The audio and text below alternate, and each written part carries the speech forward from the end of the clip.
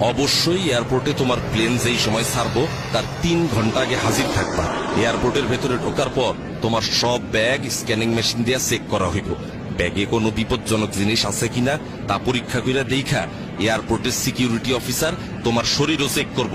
তুমি ঘাবড়ায়ও না কিন্তু। চেক ইন চেক হয়ে গেলে তোমার নিজের এয়ারলাইন্সের কাউন্টার খুঁজা বাইর কইরা লাইনে গিয়া দাঁড়াবা। তোমার সিরিয়াল আসলে পরে কাউন্টারে টিকেট ও পাসপোর্ট দেখাইবা।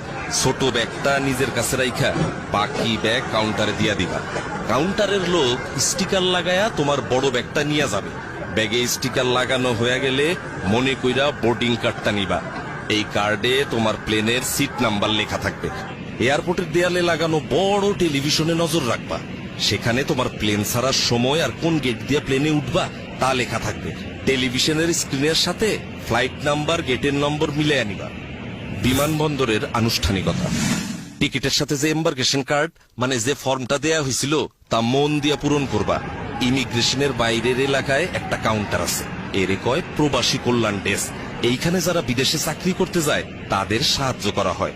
দরকার হইলে ডেস্কের অফিসার তোমার এম্বার্কেশন কার্ড পূরণে সাহায্য করবে। ইমিগ্রেশনের গেটের ভিতরে আর একটা প্রবাসী কল্যাণ ডেস্ক পাইবা। ওইখানে স্মার্ট কার্ড দেখা আঙ্গুলের ছাপ যাচাই কইরা তোমার এম্বার্কেশন কার্ডের উল্টা পাশে সিল দিবে। এরপরে তুমি যাইবা ইমিগ্রেশন কাউন্টারে।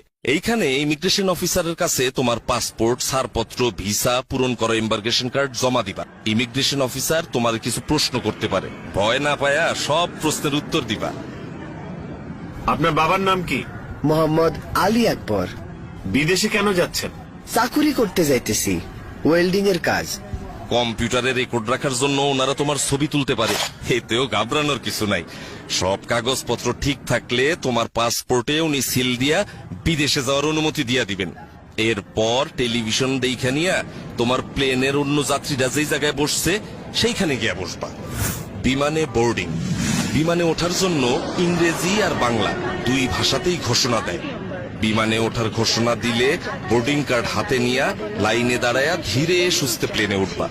প্লেনে ওঠার পর বোর্ডিং কার্ডে লেখা সিট নাম্বার খুঁজা সিটে বসবা। বসার আগে হাতের ছোট ব্যাগ সিটের উপরে ঢাকনা দেওয়া তাকে উঠায়া রাখবা। প্লেনের কর্মচারীরা যেই কথা বলে তা মনোযোগ দিয়ে শুনবা। প্লেনের সিটে বৈশা অবশ্যই সিট বেল্ট বাইন্ধা রাখবা। ধূমপান নিষিদ্ধ।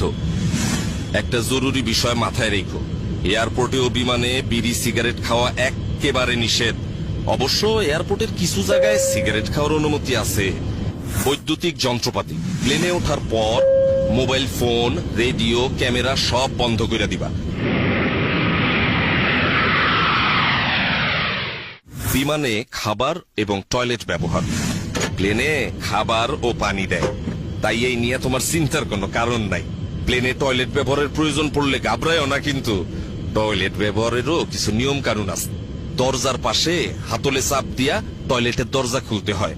খোলার আগে দরজায় দেখে নিবা লাল রং অথবা অকুপাই লেখা আছে কিনা, তখন অপেক্ষা করবা।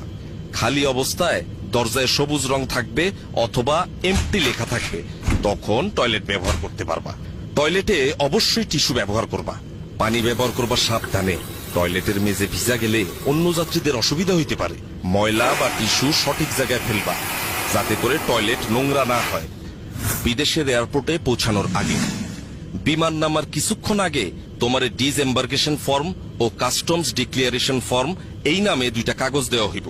ডিসএম্বার্কেশন ফর্মে যেই দেশে যাইতেছো সেই দেশে তোমার নাম ঠিকানা লিখবা। আর কাস্টমস ডিক্লিয়ারেশন ফর্ম হইল তুমি যদি ওই দেশে এমন কোন জিনিস নিয়ে যাও যার জন্য ট্যাক্স দিতে হবে তা জানানোর ফর্ম। ফর্ম পূরণে কোনো অসুবিধা হইলে বিমানের লোক অথবা পাশের যাত্রীর কাছ থেকে সাহায্য চাইতে পারো। বিদেশের এয়ারপোর্টে ইমিগ্রেশন, প্লেন থেকে নামার পর ওই দেশের এয়ারপোর্টে ঢুইকা দেখবা সামনে ইমিগ্রেশনের লম্বা লাইন। এইখানে তোমার ওই দেশে ঢোকার অনুমতি দিব। লাইনে দাঁড়াবার সময় 5টা জিনিস অবশ্যই নিজের সাথে রাখবা। 1 পাসপোর্ট, 2 ভিসা, 3 চাকরির চুক্তিপত্র, 4 পূরণকৃত ডিসএম্বার্কেশন ফর্ম, 5 পূরণকৃত কাস্টমস ফর্ম। ইমিগ্রেশন অফিসার কাগজপত্র পরীক্ষা করে সঠিক পাইলে তোমার পাসপোর্টে তারিখ সহ সিল দিয়া দিবেন। ব্যাগ সংগ্রহ, ইমিগ্রেশনের কাজ শেষ কইরা নিজের ব্যাগ খুঁজে নিতে হবে। মালামাল যেখানে আসে সেই কনভেয়ার বেল্টের উপরে এয়ারলাইন্সের নাম ও ফ্লাইট নাম্বার দেওয়া থাকে, তা ভালোভাবে দেইখা নিয়ে সঠিক বেল্টের সামনে গিয়ে দাঁড়াইবা। কনভেয়ার বেল্ট থেকে নিজের ব্যাগ চিনলে সাবধানে বেল্ট থেকে নামাই ধুইব, যাতে অন্য কোনো যাত্রী আঘাত না পায়। আর যদি কোনো কারণে ওইখানে তুমি নিজের ব্যাগ খুঁজা না পাও, দেরি না কইরা হারানো জিনিসের খবর যেখানে জানাইতে হয় সেই লস্ট অ্যান্ড ফাউন্ড ডেস্কে এবং এয়ারলাইন্সের ডেস্কে খবর দিবা, তারা তোমার ব্যাগ খুঁজা দিবে। আর যদি একদমই খুঁজা না পায়, তাইলে তারাই তোমার ক্ষতিপূরণের ব্যবস্থা করবো।